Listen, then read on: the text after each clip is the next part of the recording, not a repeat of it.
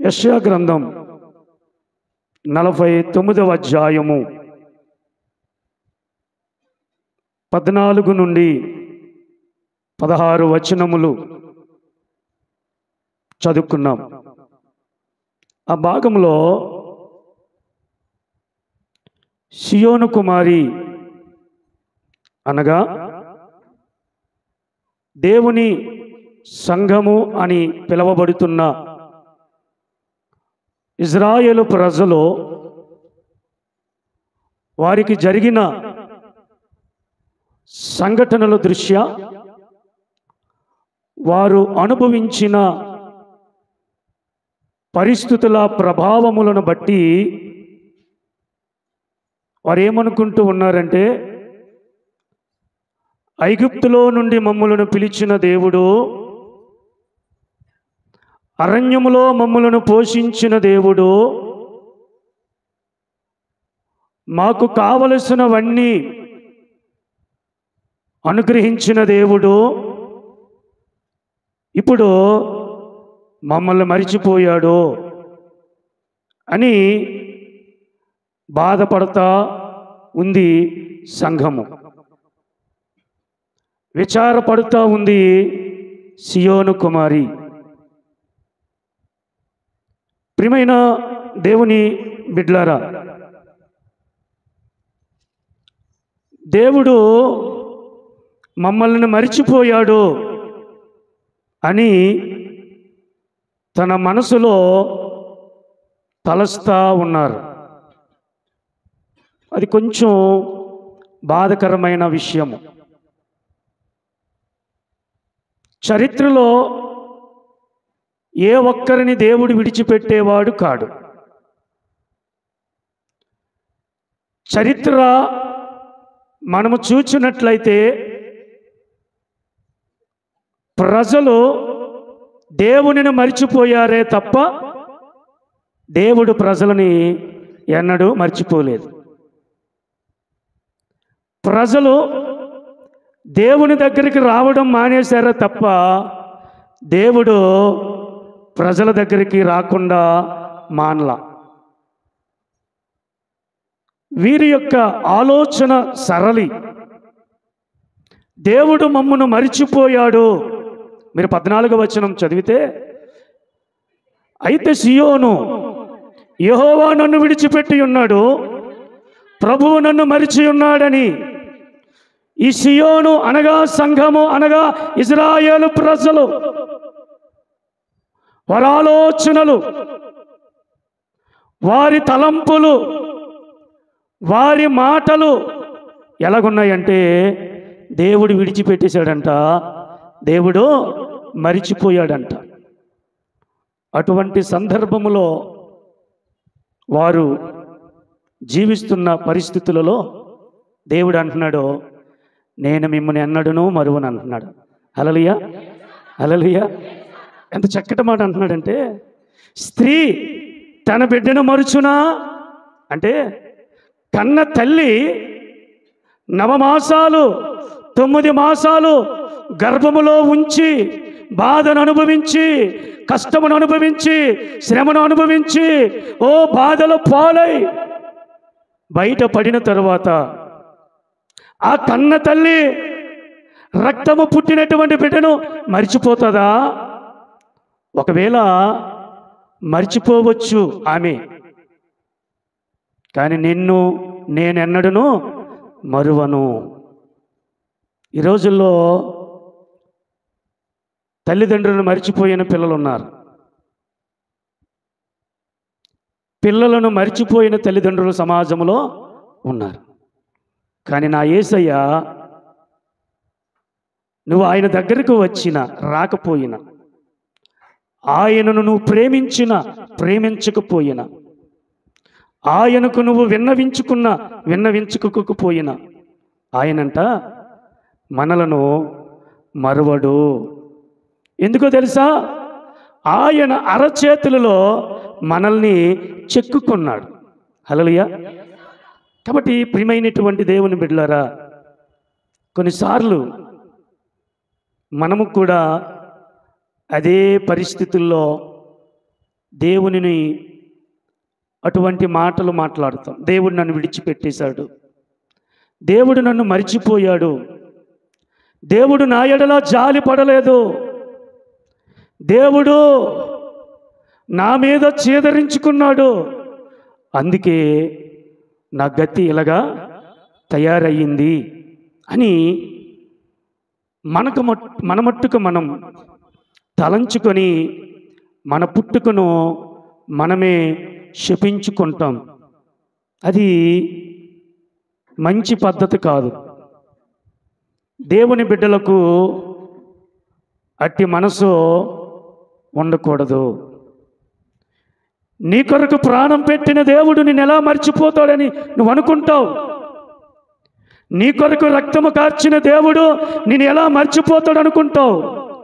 నీ కొరకు బట్టలు ఇప్పుకొని వివస్త్రగా మారిన దేవుడు నిన్నెలా విడిచిపెట్టేస్తాడని అనుకుంటావు?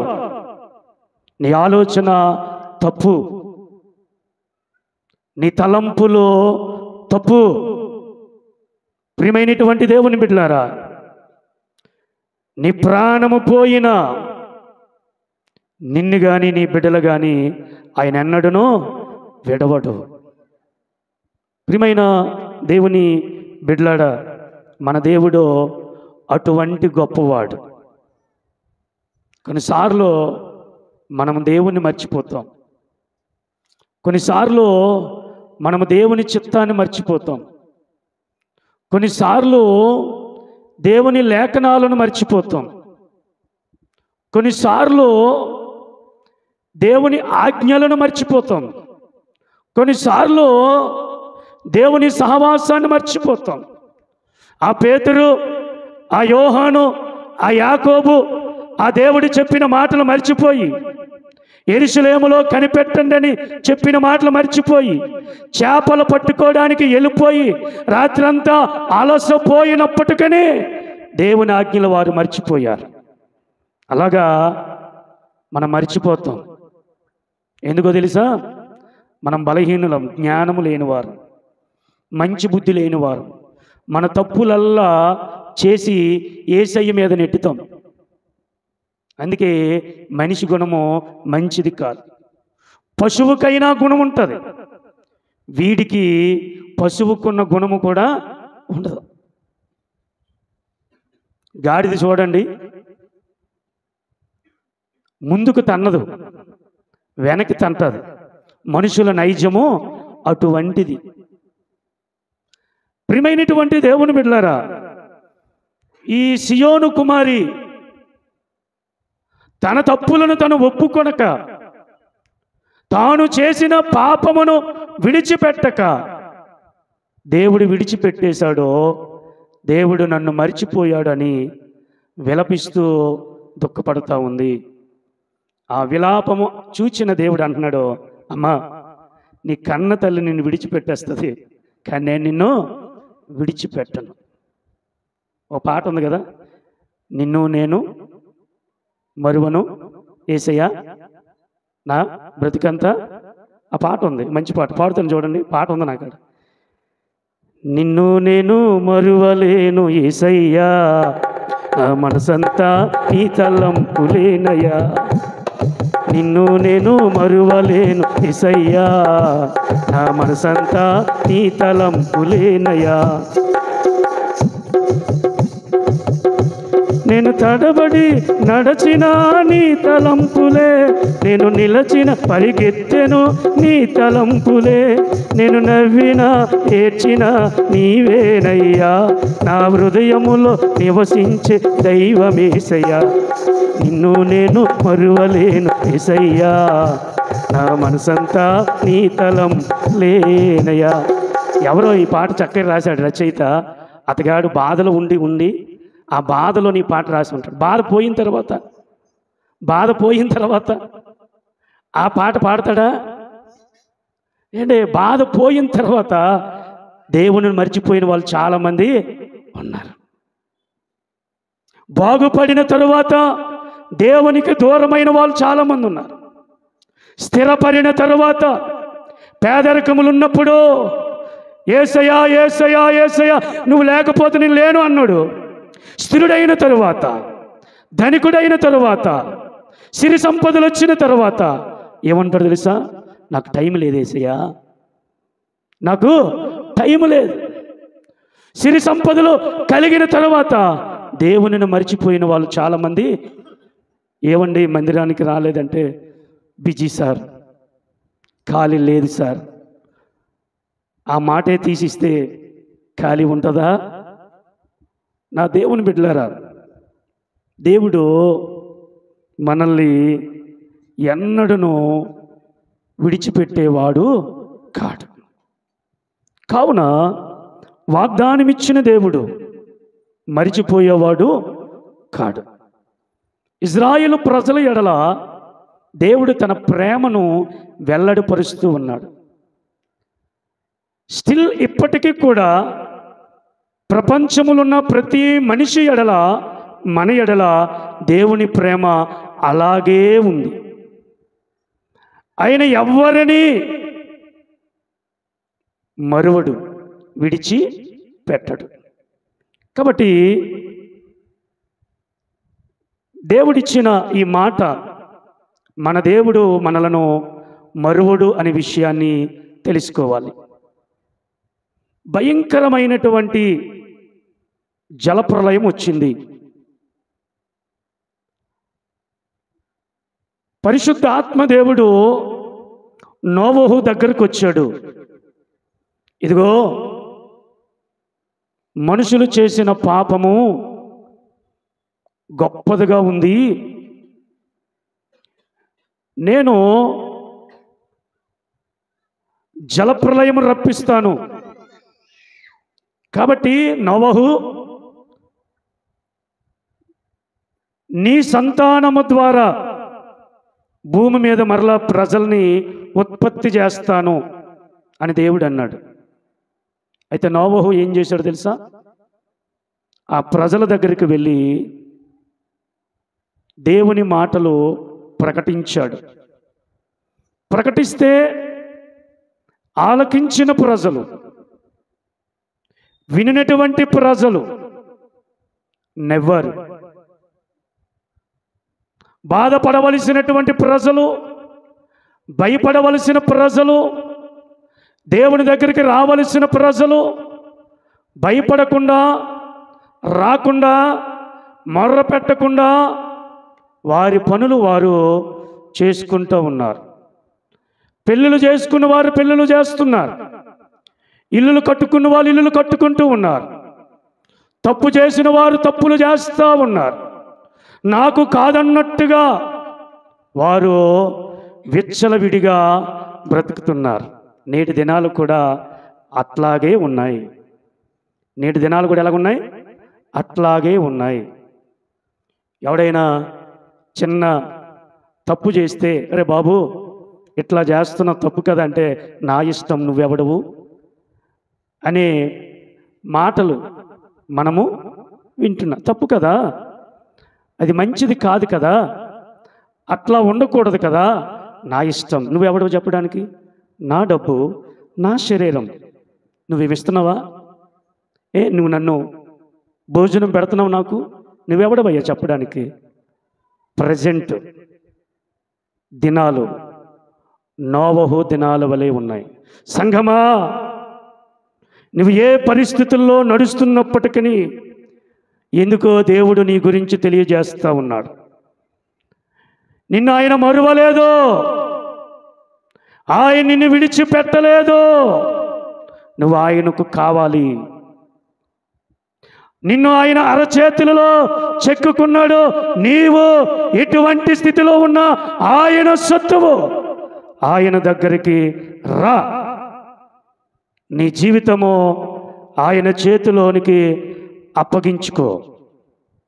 పిల్లరా, జలప్రలయములో వచ్చినప్పుడు దేవుడు నోవహును మరిచిపోలేదు. 8వ అధ్యాయము ఆదికాండము 1వ వచనము చూస్తే, దేవుడు నోవహును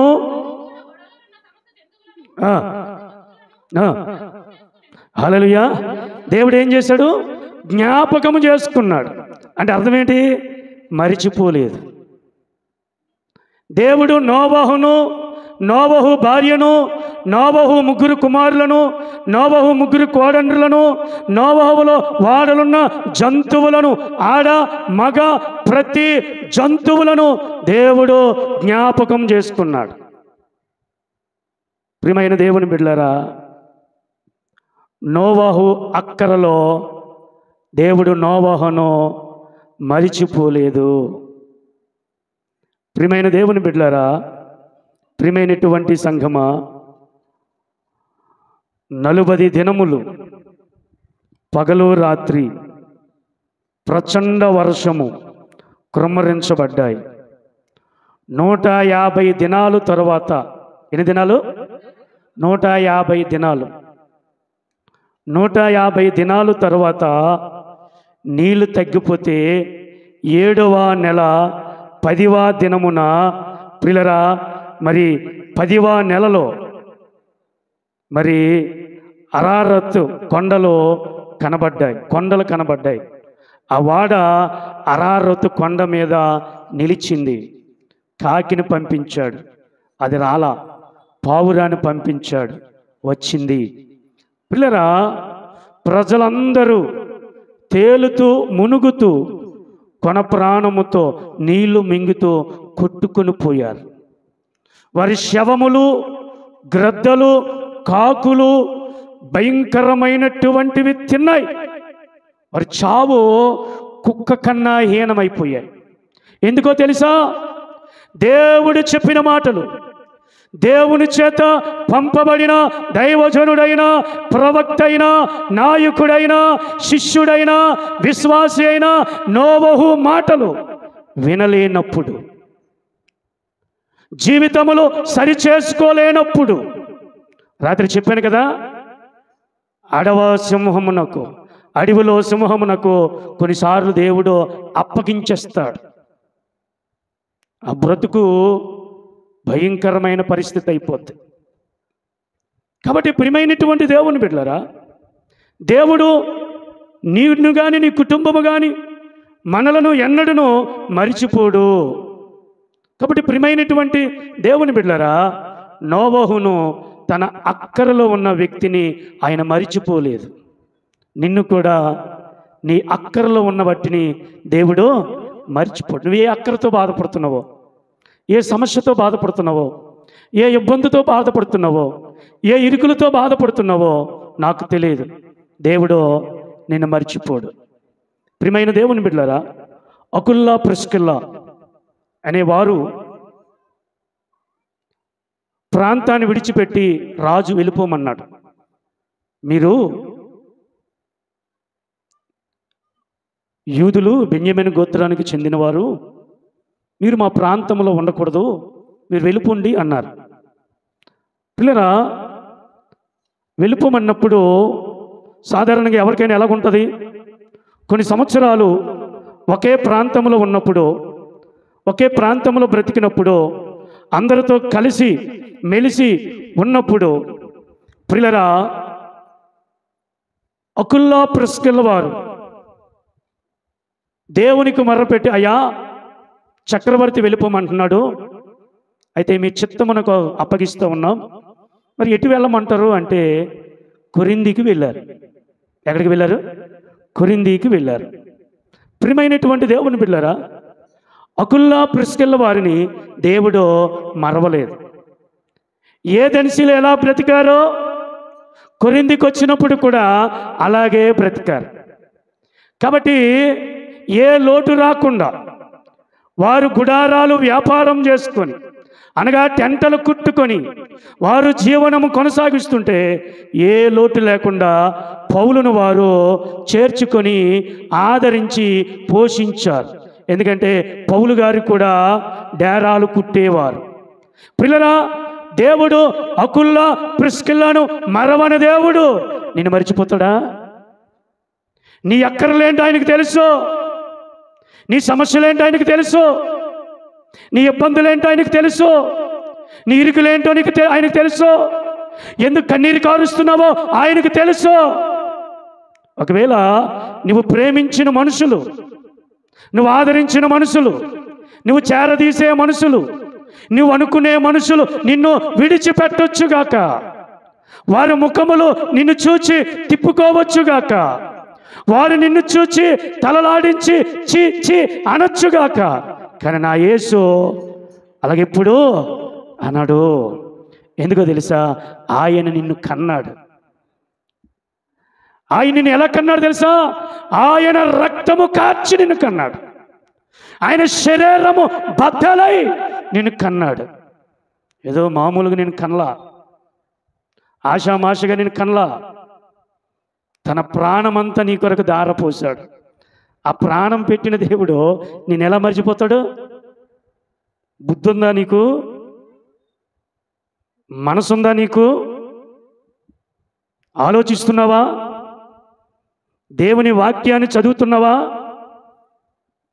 ఎందుకయ్యా దేవునికి దూరం అయిపోతావు? ఎందుకమ్మా దేవునికి దూరం అయిపోతావు? ఆయన మరువని దేవుడు ఆయన చెప్తుంటే నన్ను మరిచిపోయాడని కృంగిపోతున్నావు చేతగానదానా. దేవుని దగ్గరికి రా, నీ బాధలు ఆయనతో చెప్పుకో. సంవత్సరం కాకపోతే మరొక సంవత్సరం తీరుతాయి. హల్లెలూయా, హల్లెలూయా. ముఖం వేసుకుని ఉంటే తీరవో.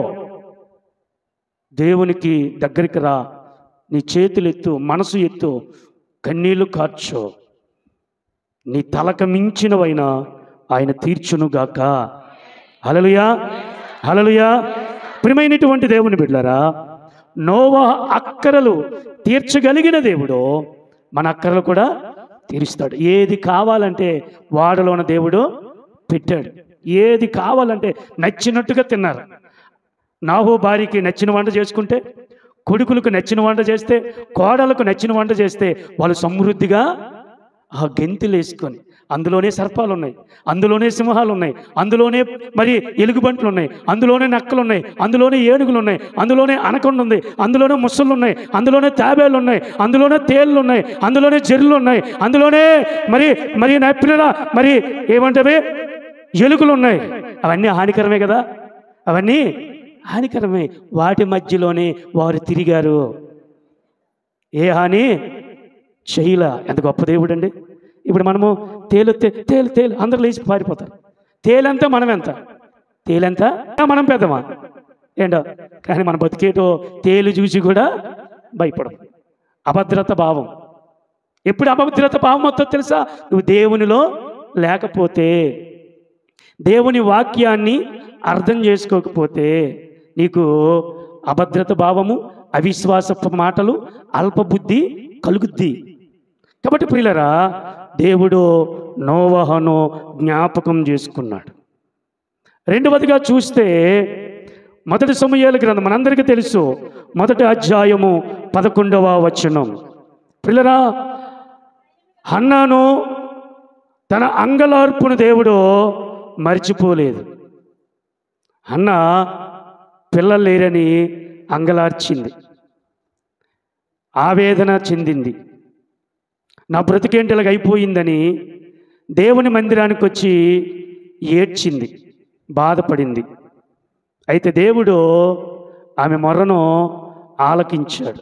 ఏం చేశాడు? ఆలకించాడు. మీరు వాక్యము జ్ఞాపకం చేసుకుంటే చాలా మార్లు వెళ్ళింది, చాలా మార్లు వెళ్ళింది. చాలా మార్లు వెళ్ళినప్పుడు దేవుడు ఆలకించాలి కదా. మరి అప్పుడే ఎందుకు ఆలకించింది? మనము సంవత్సరాల పడి మందిరానికి వస్తాం, మన ప్రార్థన దేవుడు వింటున్నాడో లేదో మనకి అర్థం కాదు. నేను వెళ్తున్నాను కదా, నేను ప్రార్థన చేస్తున్నాను కదా, నేను పాటలు పాడుతున్నాను కదా, నేను బైబిల్ చదువుతున్నాను కదా, నేను మోకరిస్తున్నాను కదా, నేను దేవుని వాక్యము ఆలకిస్తున్నాను కదా అనుకుంటూ సరిపెట్టుకుంటూ మరలా వెనుకకు వెళ్ళిపోతాం మన ఇంటికి. ప్రియులారా, దేవుని మందిరానికి వచ్చిన మన మొర ఆయన ఆలకించాడో లేదో తెలుసుకోవాలా లేదా? ఏంటో ఇప్పుడు కిరాణీ షాప్కి వెళ్తాం, సామాన్ల చీటి వాడికి ఇస్తాం. వాడు ఏమంటాడు? ఉండండి అయ్యా అంటాడు. అరగంట అవుద్ది. మనం ఏమంటాం? ఇంకెవ్వడయ్యా బాబు అంటే ఉండండి అంటాం. చీటి విడిచిపెట్టి వచ్చేస్తాం ఇంటికి. చీటి పెట్టి వచ్చేస్తామా? ఎందుకు రాము? డబ్బులు ఇచ్చి కొనుక్కుంటున్నాం కనుక. అది ఎక్కడో ఏ సామానైనా మర్చిపోతాడో, డబ్బులు తేడా వేస్తాడేంటో భయం తెలిగి ఉంటానులేండి సార్, మీరు ఎప్పుడు కడితే అప్పటి వరకు. కానీ దేవుని దగ్గరికి వచ్చేసరికి దేవుని దగ్గర అలాగుంటామా? ఒక్క 10 నిమిషాలు ఎక్కువైందనుకో, ఇంకా విడిచిపెట్టరే, బెంచీల మీద కూర్చున్న వాళ్ళు ఇంకా విడిచిపెట్టరే. రావడం లేటు, ఆలకించటం ఉండదు, ఏంటో వెళ్ళిపోవడం మట్టుగా టైం చూస్తారు. ఆ దిక్కుమాల బతుకులున్నంత వరకు నువ్వు ఆశ్రదింపడం. ఎందుకో తెలుసా? నువ్వు ఎవరి దగ్గరికి వచ్చావు? నీ బ్రతుకును బాగుపరిచి, నీ అవసరతలు, నీ అక్కరలు, నీ సమస్యలు, నీ బాధలు, నీ ఇబ్బందులు, నీకున్న లోటును తీర్చగలిగిన దేవుని దగ్గరికి వచ్చావు. మరి ఇంత లిస్ట్ అని చెప్తావు కదా, మరి వాళ్ళు ఇంత లిస్టు అక్కడికి వెళ్ళాలి కదా, అక్కడి నుంచి రావాలి కదా, మరి ఉండాలి కదా. హన్న చాలా మార్లు వెళ్ళింది వాళ్ళ ఆయన గారితో, ప్రార్థించింది, కానుకలు సమర్పించింది. కానీ బైబిల్ లేఖనాలు చూస్తే ఎంత స్పష్టంగా ఉందంటే, తన హృదయము నీళ్ళకుండా కుమ్మరించినట్లు కుమ్మరించిందట. అనగా మనసు విప్పి తన బాధను దేవునికి చెప్పుకుందంట. పెదాలా కదులుతున్నాయి, స్వరం బయటికి రాలా. మనమైతే ఏడు చేస్తాం తెలుసా? అందరు వింటారు కదా, గట్టిగా ప్రార్థన చేస్తాం. హల్లెలూయా. ఎలా చేస్తాం? 3 ఇళ్ళు కనబడినట్టు ప్రార్థన. నేను ప్రార్థన చేస్తున్నా, జాగ్రత్త, అది దొంగ ప్రార్థన. దానివల్ల మంత్రాలు తంత్రాలు జరగవు. నువ్వు ప్రార్థన చేసినప్పుడు 3వ వ్యక్తికి వినబడకూడదు, 2వ వ్యక్తికి వినబడకూడదు. కొంతమంది నాకు తెలియక, వాక్యం తెలియక తెల్లవారి 4 గంటలప్పుడు లేచిపోండి. నేను లేచానంటే అందరు లేచిపోతుండలే. పక్కన నాయన నీడికి దండమురా, ఏమి దేవుడిని తెలుసుకున్నాడు కాదు కానీ మాకు నిద్ర పట్టనవట్లేదు రేణులు. నేను సియోను గీతాలు పట్టుకొని పాడేవాడిని, ప్రార్థన చేసినవాళ్ళు. కొంతమంది నా స్వరం విన్నోళ్ళు లేచేవాళ్ళు, పనులు చేసుకుని ప్రార్థన చేసేవాళ్ళు, తిట్టినోళ్ళు. ఒకసారి పాస్టర్ గారు చెప్పారు వాక్యం, అంటే దేవుడు నాతో మాట్లాడాడని నేను గ్రహించి అప్పుడు గట్టిగా ప్రార్థన చేయడం మానేశాను, నెమ్మదిగా చేసుకున్నాను. నాకు నా దేవునికే వినబడాలా అనే పద్ధతిని నేర్చుకున్నాను. మనం అలా నేర్చుకుంటాం. పాస్టర్ గారు నా మీదే వాక్యం చెప్పారు, నా గురించే చెప్పారు. ఆయనకి ఎంత కపటం ఉందో నా మీద. అలాంటి దిక్కుమాలని బతుకు నాకు అవసరం లేదు. ఎందుకో తెలుసా? నువ్వు చెడిపోతే నాకేంటి, నువ్వు బాగుపడితే నాకేంటి, నీ వల్ల నాకేం ప్రయోజనం. కానీ దేవుని ప్రతినిధిగా నీ బాధలో, నీ శ్రమలో, నీ కష్టములో నీకు డబ్బులు ఇవ్వకపోవచ్చు, చెయ్యొద్దు ఇవ్వకపోవచ్చు, కానీ నువ్వు తప్పించుకునే మార్గం ఉంది. ఆ మార్గం నీకు చెబితే ఒక దేవుని దయ వల్ల నువ్వు ఆ మార్గంలోనికి వస్తే నువ్వు విడుదల పొందుతావు, బాగుపడతావనే విషయంతోనే పరిశుద్ధాత్మ దేవుడు బోధిస్తాడు. కొన్నిసార్లు మనం కఠినం చేసుకుంటే అది మనకే ప్రమాదం. కాబట్టి ప్రియమైనటువంటి దేవుని బిడ్డలారా, హన్న తన బాధను బట్టి, తన కష్టమును బట్టి, తన చెల్లులైన పెనిన్న దుర్భాష మాటలతో నలగొడుతుంది. తన చెల్లులకు పిల్లలున్నారు, తనకు పిల్లలు లేరు. తనను అవమానపరిచే వాళ్ళు ఎక్కువ, గేలి చేసేవాళ్ళు ఎక్కువ. తన భర్త అంటున్నాడు, 10 మంది పిల్లల కన్నా నేను శ్రేష్టమైన వాడును కదా, నీకే లోటు చేశానువే, నీకేటి తక్కువ చేశానువే, నీకే బాధ పెట్టాను అంటూ ఉన్నాడు భర్త. కానీ భార్య అంటుంది, అయ్యా నా కడుపు శోకం నీకు తెలియదయ్యా, నా కడుపు బాధ నీకు తెలియదు, నా కన్నీటి గాథ నీకు తెలియదు. నువ్వు ప్రేమిస్తున్నావు, నువ్వు పోషిస్తున్నావు, నా మంచి సుఖ దుఃఖాలలో నువ్వు పాలు పంపులు పొందుతున్నావు, నిజమే. అయ్యా నా కడుపు గాథ నువ్వు తీర్చలేవు, నా యేసయ్య తీరుస్తాడని షిలోహు మందిరానికి వెళ్ళి కడవ కుమ్మరించినట్లు తన మనసు కుమ్మరించినప్పుడు తన అంగలార్పు దేవుడు విన్నాడు. దేవుడు అన్నమ్మా, నేను నిన్ను మర్చిపోలేదు, అమ్మా నేను నిన్ను విడిచిపెట్టలేదు, ఇదిగో నీ కడుపులో ఉత్తమమైన వారిని నేను పుట్టిస్తాను అన్నాడు. హల్లెలూయా, హల్లెలూయా. ఉత్తమమైనటువంటి, బలమైనటువంటి, శక్తివంతమైనటువంటి, యథార్థత కలిగి, పరిశుద్ధత కలిగి అనేక బ్రతుకులను బాగుపరిచి నడిపించిన సమూయేలును దేవుడు పుట్టించాడు. చెప్పండి కూడా దేవుని నామాన్ని కనపరచు. సమూయేలు ఎటువంటి వాడు తెలుసా? అనేక మందిని ఆశీర్వాదించే కారకుడైపోయాడు. ఎన్ని సంవత్సరాలు ఏడిచిందో, ఎన్ని సంవత్సరాలు నలిగిపోయిందో, అయితే దేవుడు ఆమెను మర్చిపోలేదు. ఒక సంతోషకరమైన, విలువైనటువంటి, శ్రేష్టకమైనటువంటి కుమారుడును దేవుడు ఆమెకిచ్చాడు. ఆమె మాట మీద నిలబడింది, దేవునికి ఇచ్చిన మాట నెరవేర్చింది. ఆ బిడ్డను దేవునికి ఇచ్చేసింది. ఆ బిడ్డ దేవుని సన్నిధిలో పెరగతా వస్తూ ఉన్నాడు. పెద్ద దైవజనుడు వినలేని స్వరము, దేవుని స్వరము. బాలుడిగా ఉన్నప్పుడే దేవుని స్వరాన్ని వినగలిగాడు. నా ప్రియ దేవుని బిడ్డలారా, అన్న అంగలార్పులో దేవుడు మర్చిపోలేదు. నీ అంగలార్పు దేవుడు చూస్తున్నాడు. నీ అంగలార్పును దేవుడు నాట్యముగా మారుస్తాడు. నీ దుఃఖము దేవుడు పూతండగా మారుస్తాడు. దేవుడు నీ లేమిని కలిమిగా మారుస్తాడు. దేవుడు నీ అక్కరలల్లా ఆయన తీర్చటానికి సమర్థుడు. నువ్వు దేని గురించి చింత పడకమాక. దేవుడు పుట్టించాడంటే ఆయన ఎవ్వరిని తక్కువగా ఉంచడో. నువ్వు నమ్మితే అలే చెప్పు. ప్రియమైన దేవుని బిడ్డలారా, రెండవదిగా అన్న అంగలార్పును మరవని దేవుడు. మూడవదిగా చెప్పి నేను ముగిస్తాను. రాజుల గ్రంథం, 2వ రాజుల గ్రంథం 20వ అధ్యాయము 3వ వచనం. మనందరికీ తెలుసు, యోధా రాజ్యమును పరిపాలన చేస్తున్న రాజు అయిన హిజ్కియా మరణకరమైన రోగము వచ్చింది. ప్రవక్త అయిన యెషయా ఆయన దగ్గరికి వచ్చి, హిజ్కియా నువ్వు మరణమవుచున్నావు అని చెప్పి వెళ్ళిపోయాడు. నీ తండ్రి నువ్వు పడు, దేవుడు చెప్పమన్నాడు, చెప్పేశాడు, వెళ్ళిపోయాడు. మరి హార్ట్ అటాక్ ఉన్నోళ్ళు ఏమవుతారు? సడన్గా ఒక పాస్టర్ గారి కుటుంబం ఉంది. పాస్టర్ గారికి 2 అన్నదమ్ములు, అంటే ఆయన ఇంకొక ఆయన, ఒక చెల్లి. కొన్ని సంవత్సరాలు వచ్చింది, ప్రభువును తెలుసుకున్నారు వాళ్ళ అమ్మ నాన్న. వీళ్ళు ప్రభువులో నడుస్తున్నారు. పాస్టర్ గారు ఈస్టర్కి బాప్టిజమాలు ప్రకటించారు.